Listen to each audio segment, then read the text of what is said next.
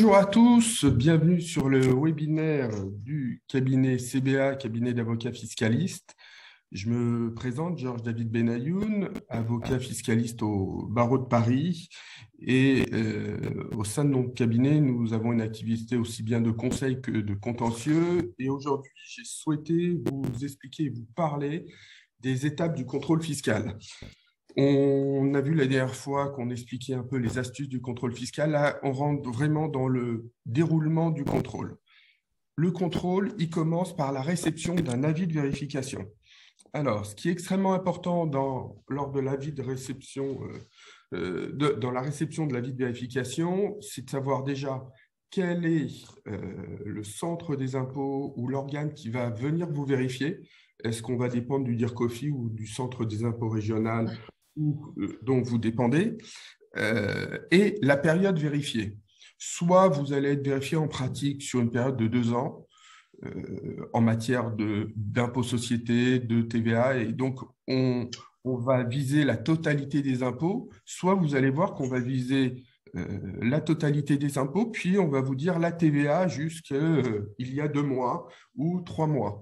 Donc, extrêmement important parce que lorsque dans l'avis de vérification, on vise la TVA, ça veut dire que l'administration a quasiment trouvé et vient pour un sujet de TVA. C'est un grand classique. Donc, la lecture du document va vraiment permettre de comprendre à qui on a affaire et déjà de comprendre comment ça risque de se dérouler. Voilà pour la réception de l'avis de vérification. Au moment de la réception de l'avis, on va vous fixer un rendez-vous, ce qu'on appelle le premier rendez-vous. Ce premier rendez-vous, vous pouvez être amené à le décaler. D'ailleurs, dans près de 80% des cas, il est décalé parce qu'on ne fait jamais un premier rendez-vous tout seul. On est soit avec son expert comptable, soit avec son fiscaliste, soit avec les deux, et qu'il faut pouvoir organiser le planning de chacun. Et que généralement, l'administration, lorsqu'elle vous envoie le document, elle vous donne un rendez-vous dans 15 jours ou 3 semaines ou 4 semaines, et les délais sont plutôt courts. Alors, on le décale donc en facial pour pouvoir avoir un peu le temps de se préparer, mais aussi pour aller voir quels sont les sujets sur les années concernées. Nous, souvent, on a des personnes qui viennent nous voir et qui nous disent, voilà, j'ai reçu l'avis. Alors souvent, ils nous disent au début de la conversation, ben, je risque rien parce que tout est clair. Et plus on pose des questions, plus on voit des sujets. Des sujets soit comptables, c'est rarement le cas quand même, soit vraiment des sujets fiscaux. Où, par exemple, on va demander, vous avez provisionné un certain nombre de litiges, est-ce que vous êtes aujourd'hui au tribunal, est-ce que vous avez envoyé des mises en demeure? Et donc, ça va permettre de préparer le dossier et d'évaluer le risque. On a aussi un certain nombre de clients qui viennent nous voir parce qu'ils ont une confiance toute relative dans leur cabinet d'expertise comptable, d'où le choix important de l'expert comptable. Je vois trop souvent des clients qui me disent « j'ai trouvé l'expert comptable le moins cher », mais généralement, on le paye au niveau de la vérification de comptabilité. Donc, on ne demande pas obligatoirement à un expert comptable d'être un spécialiste de la fiscalité, même s'il doit connaître les tenants et les aboutissants de la matière. Mais voilà, donc l'élément important, c'est que l'expert comptable, qui est le premier conseil de la société, va vous accompagner, souvent à côté, soit en présence du fiscaliste, soit le fiscaliste apparaît derrière lorsqu'on a révélé, lorsqu'on a mis le point sur un certain nombre de sujets. Donc, le premier rendez-vous, il a un objet très simple, faire connaissance avec la société et communiquer le fichier FEC. Alors, fichier FEC, c'est le fichier des écritures comptables que vous devez avoir préparé. Alors, c'est extrêmement normé puisqu'on doit avoir un fichier par année avec un intitulé de fichier. Et puis, l'administration fiscale va vérifier que ce fichier est conforme aux normes. Si vous n'avez pas de fichier de FEC, ou si vous ne le donnez pas, ça peut être considéré comme une opposition à contrôle. Donc, c'est vraiment le basique, la communication du fichier des écritures comptables. Et lorsqu'on change d'expert comptable, on se soucie d'avoir récupéré avec le nouvel expert comptable et récupéré le fichier des écritures comptables. Normalement, c'est la norme, mais c'est toujours bien de le préciser et de vous en soucier. Et donc, lors de ce rendez-vous, l'inspecteur ou l'inspectrice va vous vous expliquer, vous poser des questions sur la société, sur l'actionnariat, sur l'historique, sur le dirigeant, sur la période contrôlée. Alors, il ne faut pas hésiter, moi je le fais quasiment tout le temps, je pose la question, pourquoi ils viennent? Alors, on va dire, on a une évolution parce qu'avant, l'administration n'aimait pas dire pourquoi ils venaient. Maintenant, honnêtement, plutôt rapidement, ils expliquent. Alors, soit uniquement au fiscaliste quand on pose la question en aparté, soit devant le client, la raison pour laquelle ils viennent. Et c'est intéressant parce que moi, sur les différents contrôles qu'on a l'habitude de suivre, souvent lors du premier contrôle, du premier rendez-vous, on se rend compte que la raison pour laquelle l'administration vient, qui est une vision de la société avec une certaine activité, ne concorde pas avec l'activité réelle de la société. Et donc, on explique déjà une partie de la problématique et on va fermer un certain nombre de sujets. Alors que l'administration vérifiera plus tard, mais c'est toujours bien d'installer un climat de confiance. Alors, on ne reçoit pas l'inspecteur dans une cave. Le premier rendez-vous est pour moi toujours au siège de la société. Même si votre contrôle fiscal va plus tard se tenir ailleurs, le premier rendez-vous, il est essentiel qu'il soit au siège de la société. J'insiste auprès de mes clients parce qu'on va montrer à l'inspecteur ou à l'inspectrice que la société existe, qu'elle a des salariés, qu'elle a un fonctionnement, qu'elle a des locaux. Ça va pouvoir mettre un peu une réalité sur uniquement des chiffres. Donc, premier rendez-vous d'explication sur le fonctionnement. Alors, j'explique toujours et je briefe mes clients, il y a des choses qu'on dit, il y a des choses qu'on ne dit pas. Parce qu'un dirigeant d'entreprise, ce n'est ni un fiscaliste ni un inspecteur des impôts. En fonction de ce qu'il va être amené à dire et à répondre à certaines questions, l'inspecteur des impôts comme le fiscaliste va se dire « Tiens, il y a un sujet, je vais le marquer et j'irai vérifier plus tard ». Donc, on ne rentre pas dans des sujets extrêmement développés. On explique souvent le fonctionnement d'exploitation de la société. Sur la comptabilité, je considère que c'est à l'administration fiscale. On explique qu'il y a un expert comptable ou un directeur financier qui interviennent dans la société et qu'au fur et à mesure, le contrôle se déroulera de cette manière. Alors, après le premier rendez-vous, à la fin du premier rendez-vous, l'inspecteur va expliquer comment il fonctionne. Est-ce qu'il va venir une fois tous les 15 jours, une fois par mois? Alors, on a une évolution avec le Covid, c'est-à-dire que l'inspecteur, alors que le débat doit être oral et contradictoire, a tendance à venir de moins en moins. Donc, il va vous demander communication de pièces, il va vous demander de les mettre sur le cloud de l'administration fiscale qui s'appelle Escale, et puis il va travailler à distance. Alors, c'est bien, ça rassure, mais ça ne rassure pas obligatoirement parce que plus on travaille à distance sur des sujets, moins on a des entretiens et des conversations avec la société ou avec ses conseils. Donc, il faut forcer l'inspecteur à venir, à échanger, à pouvoir lui répondre sur un certain nombre de sujets.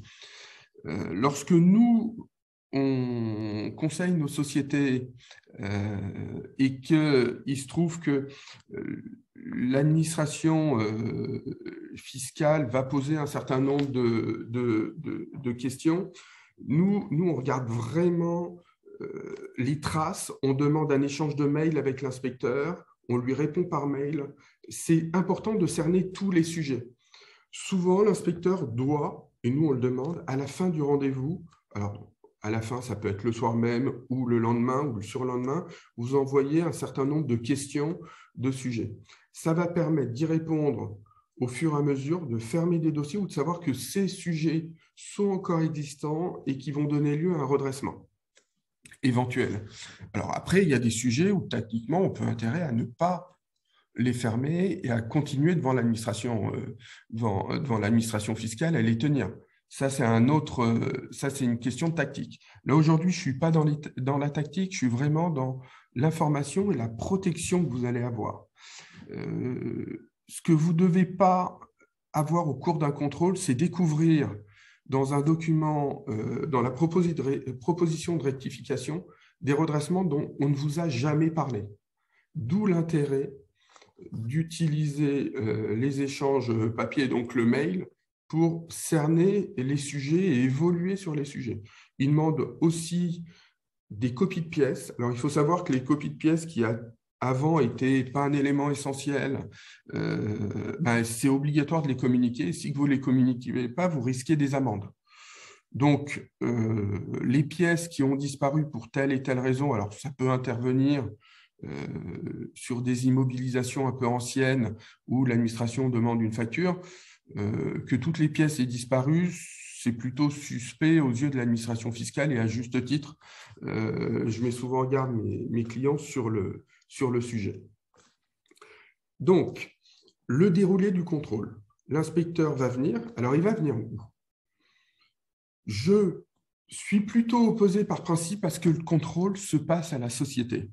Pourquoi? Parce que vous n'êtes pas un spécialiste de la fiscalité, que l'inspecteur va se balader, va regarder, peut parler à des salariés et que derrière, il peut avoir des incidences. Donc, je suis plutôt à l'aise pour que le contrôle se passe soit chez l'expert comptable, soit chez l'avocat fiscaliste. Alors souvent, moi, on me pose une question un peu amusante, on me dit, mais est-ce que l'administration ne va pas avoir peur que le contrôle se déroule chez vous? Honnêtement, l'administration, elle s'en moque. Elle sait qu'aujourd'hui, il y a des conseils partout qui apparaissent ou qui n'apparaissent pas. Ce qu'elle veut, c'est que le dossier avance vite et qu'on fasse preuve de professionnalisme. Donc, ce n'est pas pour autant gênant. Alors, pour les sociétés d'une certaine taille, effectivement, le contrôle doit obligatoirement se passer sur place. Aujourd'hui, je ne parlerai pas de la vérification de comptabilité informatisée. Ça fera l'objet d'un webinaire indépendant parce que c'est une procédure un peu particulière où il y a pas mal d'astuces et de réflexes à avoir. Là, on est vraiment sur le cas classique de l'entreprise, la société, alors qu'elle soit en indépendant ou en société, et qui fait l'objet d'une vérification. Au cours de la procédure de vérification, ne vous étonnez pas si l'administration vous demande des informations plutôt personnelles. Il faut savoir que c'est autorisé et classique que le dirigeant fasse l'objet d'un contrôle par rapport à sa déclaration d'impôt sur le revenu. Donc, vous pouvez avoir des questions sur l'existence d'un compte courant et les justifications des pièces, mais aussi sur vos rémunérations. Donc, le contrôle n'est pas uniquement limité à la société. Il peut effectivement, dans la mesure où vous êtes le dirigeant, vous percevez des rémunérations, aller dépasser sur votre fiscalité personnelle à l'impôt sur le revenu. Donc, on va considérer qu'on a eu un certain nombre de rendez-vous. Avant Covid, j'avais l'habitude de dire un contrôle normal, c'est au moins 6-7 rendez-vous. Aujourd'hui, on peut être à beaucoup moins et sur des délais, pour le coup, beaucoup plus longs. J'aime expliquer qu'on a une saisonnalité dans les contrôles fiscaux. Les contrôles fiscaux, on les voit beaucoup commencer en janvier-février pour les clôturer au plus tard au mois de juin ou juillet et inversement en septembre pour essayer de les clôturer avant la prescription du mois de décembre. Alors, ce n'est pas tout à fait vrai, hein, vous en avez tout au long de l'année, mais puisque ça tourne en permanence, effectivement, il y a quand même ces 2 périodes de 6 mois qui sont assez révélatrices et nous, on voit un flot de dossiers arriver à ces époques-là. Alors, on voit aussi arriver les propositions de rectification. Juste avant la proposition de rectification, il est toujours important de demander à l'inspecteur d'avoir un rendez-vous de synthèse. Dans le rendez-vous de synthèse, l'administration va vous lister tous les sujets en cours qui devraient faire l'objet d'un redressement.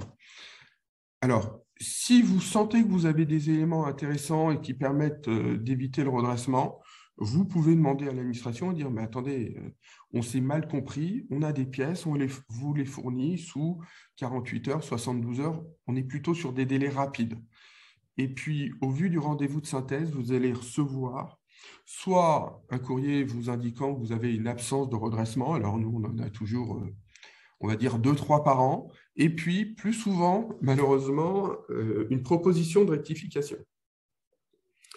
La proposition de rectification, il vous faut avoir un réflexe essentiel. Regardez quel est le régime de la vérification qui est employé. Soit vous êtes taxé d'office. Alors, le cas de taxation d'office, je prends un exemple, c'est vous n'avez pas déposé votre déclaration d'impôt société, d'impôt BIC ou de TVA dans les délais et suite à une mise en demeure que vous n'avez pas régularisée. Si vous êtes en taxation d'office, vous n'aurez pas un certain nombre de protections. C'est-à-dire qu'il y aura uniquement un échange avec l'administration fiscale. Vous devrez répondre dans un délai de 30 jours. Et puis l'administration vous répondra. Puis après, on va directement se passer à la mise en recouvrement de l'impôt. Et donc, pour contester, vous devrez aller devant le tribunal administratif ou le tribunal judiciaire en fonction des impôts concernés. Généralement, on est en procédure contradictoire. Contradictoire, ça veut dire qu'on va vous laisser le temps de répondre et que vous allez bénéficier d'un certain nombre de droits. Donc, que vous avez bien déposé vos déclarations en temps et en heure et que vous n'êtes pas, par définition, dans un régime de taxation d'office. Et donc, sur ça, on va avoir un certain nombre de réflexes. En taxation, en procédure contradictoire, vous allez avoir un délai de 30 jours pour répondre qui peut être augmenté à 60 jours. Alors, on n'hésite pas. Dès qu'on reçoit le courrier, on demande 60 jours. Même si vous vous engagez ou vous souhaitez répondre rapidement, il peut manquer des éléments, des pièces. Donc, vous n'allez pas vous trouver dans une situation à vouloir répondre en 30 jours alors que vous avez un délai de 60 jours. Élément important, et ça fait partie des réflexes, lorsque vous avez ce qu'on appelle une distribution irrégulière, vous avez l'obligation soit de répondre à l'administration fiscale en donnant le nom du bénéficiaire. Si vous ne le faites pas, vous avez une amende égale à 100% des sommes irrégulièrement distribuées. Alors, classiquement, c'est quoi? C'est des frais de réception, des charges non déductibles à titre personnel. Moi, ce que je dis à mes clients, je dis, on va contester, mais on désigne le dirigeant de l'entreprise comme bénéficiaire. Pourquoi? Parce que de toutes les manières, si vous désignez personne, vous aurez une amende de 100% et une présomption qu'il s'agit du dirigeant de l'entreprise. Donc, pour éviter l'amende de 100%, on va directement vers le dirigeant de l'entreprise et après, on aura la procédure pour répondre. Alors, à ce niveau-là, c'est souvent là que l'avocat fiscaliste intervient. Parce qu'en fonction des montants, vous allez voir qu'il y a des sujets véritablement de droit et une vraie stratégie à avoir. Alors, on a des experts comptables qui interviennent. Ce que je regrette, c'est que certains répondent pas sur leur papier en tête, mais répondent au nom de leurs clients. Et on sait tout le monde que sur un contrôle fiscal, le dirigeant est quasiment incompétent à pouvoir répondre tout seul. Donc, je conseille à mes clients de passer par un avocat fiscaliste qui, lui, va avoir un œil plutôt frais sur le dossier. Et autant l'expert comptable peut être amené à ne pas vous dire la réalité des choses et à soulever tous les points, autant l'avocat fiscaliste, il va vous dire vous avez une chance de gagner, il nous faut tel document, voilà, on n'est pas bien. Alors, ça ne veut pas dire que si on n'est pas bien sur certains aspects, on va dire oui, accepter le redressement auprès de l'administration fiscale. Donc, ce qui est important, c'est que vous allez répondre et l'administration va avoir un délai pour faire une réponse aux observations du contribuable. Alors, quand je dis un délai, en réalité, l'administration n'a pas de délai. Et donc, des fois, on a une réponse plutôt à un mois et demi, et exceptionnellement, ça peut durer quelques mois. Alors, on a souvent, lorsqu'on arrive en fin d'année et que l'administration veut éviter la prescription sur une année, elle va notifier. Vous allez répondre dans le délai de 60 jours, puis pour vous répondre, elle va attendre de notifier les autres années, bien souvent. Donc, il ne faut pas s'inquiéter, il faut savoir qu'on doit avoir un échange, même téléphonique, de bonne aloi avec l'inspecteur ou l'inspectrice des impôts pour voir comment ça fonctionne, pour qu'on se mette un peu d'accord sur les éléments. Donc, dans cette réponse, l'administration, elle va vous faire une réponse détaillée en prenant vos arguments, ces arguments, en lui disant j'accepte ou je refuse vos redressements. Et surtout, elle va ouvrir la possibilité de saisir la commission départementale. Alors, on a deux types de commissions départementales, mais dans le cas d'une entreprise, on est plutôt sur une commission départementale des impôts directs et des taxes sur le chiffre d'affaires. Je suis, pour moi, toujours favorable à saisir la commission parce que C'est une faculté pour vous de gagner du temps si jamais il vous manque beaucoup d'éléments et que vous n'aviez pas vu le redressement arriver. C'est un moment qui va permettre d'aller voir l'administration et négocier. Donc, la commission, c'est extrêmement bien. Et puis, il y a des contrôles où on est en totale opposition avec l'administration fiscale et la commission a un intérêt. Elle ne statue pas en droit, elle statue en fait. Donc, vous allez amener des éléments oralement et il y a donc un contact toujours un peu différent. Normalement, dans un dossier, on a toujours des éléments, des choses à aller chercher, à gagner en matière devant la commission départementale. La commission départementale est composée normalement de 3 membres de l'administration fiscale et 3 membres de la Chambre de commerce et d'industrie.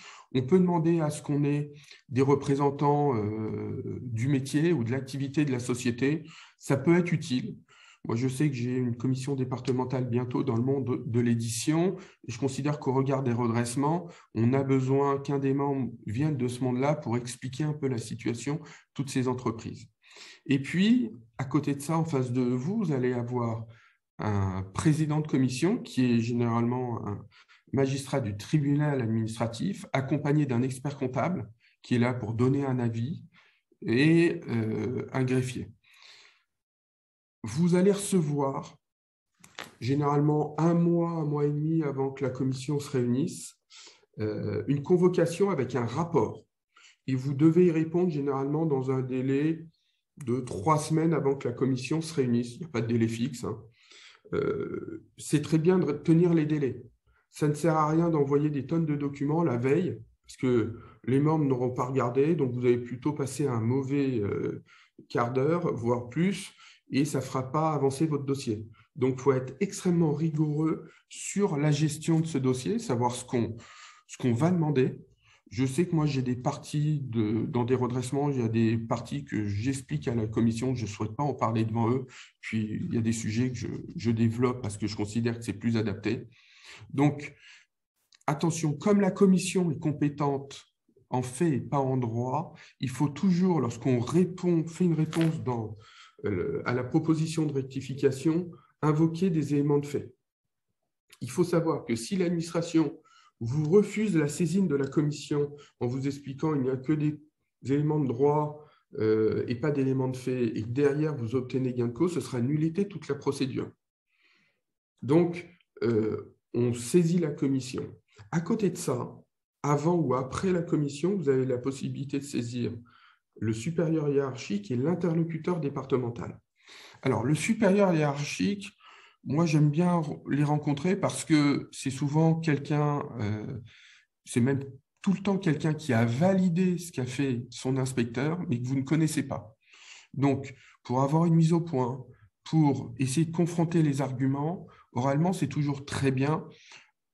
Ça a peu d'effet sur le contrôle, mais ça permet de voir à quel point l'administration tient au redressement.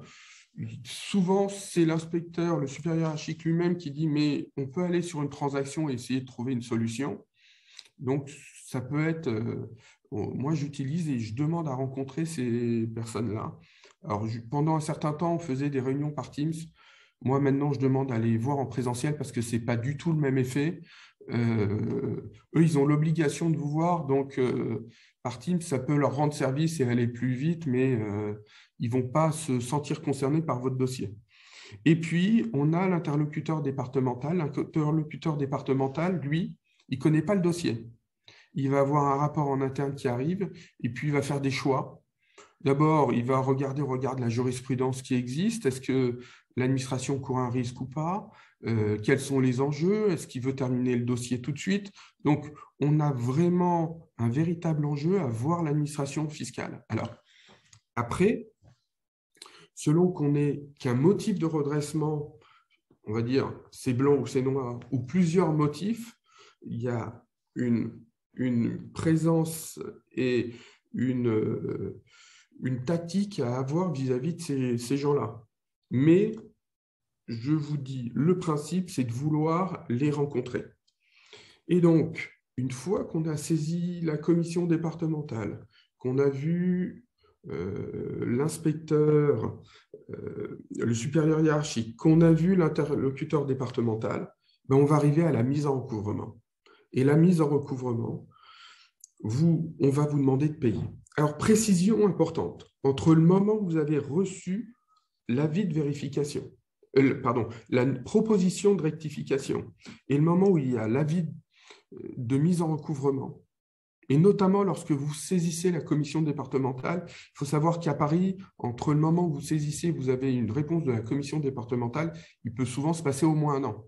Donc, entre ces deux délais de réception de la proposition de rectification et l'avis de mise en recouvrement, les intérêts de retard ne courent pas. Les sommes sont gelées. Dans la proposition de rectification, on va vous dire les sommes en principal, l'amende ou les amendes et puis les intérêts de retard. Le montant ne va pas varier d'1 € jusqu'à la mise en recouvrement, sauf bien évidemment si l'administration accepte des montants ou si vous avez signé une transaction. L'avis de mise en recouvrement, et on va s'arrêter là pour aujourd'hui parce que ça va terminer l'aspect procédure contentieuse, va vous amener soit à payer en demandant des délais. Et honnêtement, l'administration aujourd'hui comprend bien des situations, donc ça peut se trouver. On obtient des délais plutôt facilement, soit contester. Et là, la contestation, c'est une réclamation avec une demande de sursis de paiement.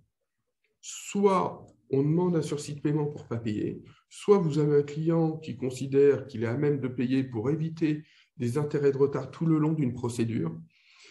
Il faut savoir que la procédure qui suivra devant un tribunal administratif, même si les délais ont été nettement raccourcis, on n'est pas à moins d'1 an et demi, 2 ans. Donc, les délais courts et les sommes peuvent faire des petits et les sommes d'autant plus importantes. Donc, voilà sur la présentation des différentes étapes du contrôle fiscal. Je répète, on reçoit l'avis de vérification. On a notre premier rendez-vous qui est un élément stratégique. On va voir toute la phase de rendez-vous, bien voir où les rendez-vous vont se dérouler, suivre l'évolution avec l'administration fiscale, demander à l'expert comptable, au fiscaliste, d'échanger par mail pour qu'on ait un certain nombre de questions, de points, de demandes de documents, le rendez-vous de synthèse, puis la réception de la proposition de rectification. Selon qu'on soit en taxation d'office ou en procédure contradictoire, on pourra avoir un délai de 30 jours pour répondre ou de 60 jours avec possibilité de saisir la commission départementale.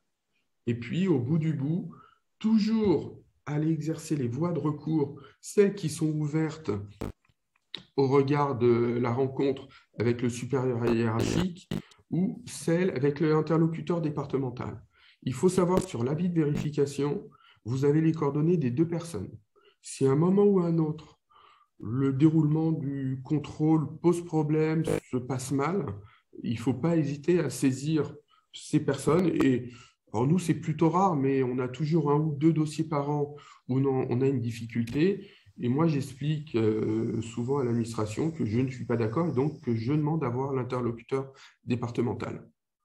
Alors, généralement, les problèmes s'apaisent, on ne le rencontre jamais au cours de la procédure parce que l'administration elle-même et l'inspecteur sait qu'il y a certaines limites à ne pas franchir. Donc, voilà, et puis faire attention à la réception de l'avis de mise en recouvrement, avoir une vraie stratégie. Ce que je peux vous conseiller, c'est de vous faire assister d'abord tout au long de la vie de votre entreprise par un expert comptable compétent qui doit vous sortir dans les délais des bilans, des déclarations, qui va vous demander votre avis. C'est extrêmement important. L'expert comptable, ce n'est pas quelqu'un qui doit sortir le bilan sans que vous ayez vu et en parler avec lui. Et puis, quand vous recevez l'avis de vérification, n'hésitez pas, même sur un simple rendez-vous qui pourrait durer 2 heures ou 3 heures, d'aller voir un avocat fiscaliste pour descendre tous les sujets et vous rassurer ou vous mettre en garde sur quelles peuvent être les conséquences du contrôle fiscal. Donc voilà pour cette présentation. Il n'y a pas de question particulière parce qu'on est sur un sujet quand même hyper technique. C'est toujours bien pour un chef d'entreprise de connaître cette procédure, même si vous n'avez pas la nécessité immédiate et vous n'avez pas immédiatement une vérification de comptabilité. Je vous remercie d'avoir participé à ce webinaire et puis je vous donne un rendez-vous très bientôt pour d'autres webinaires et on aura l'occasion de développer d'autres aspects du contrôle fiscal. Merci, bonne journée. Merci beaucoup.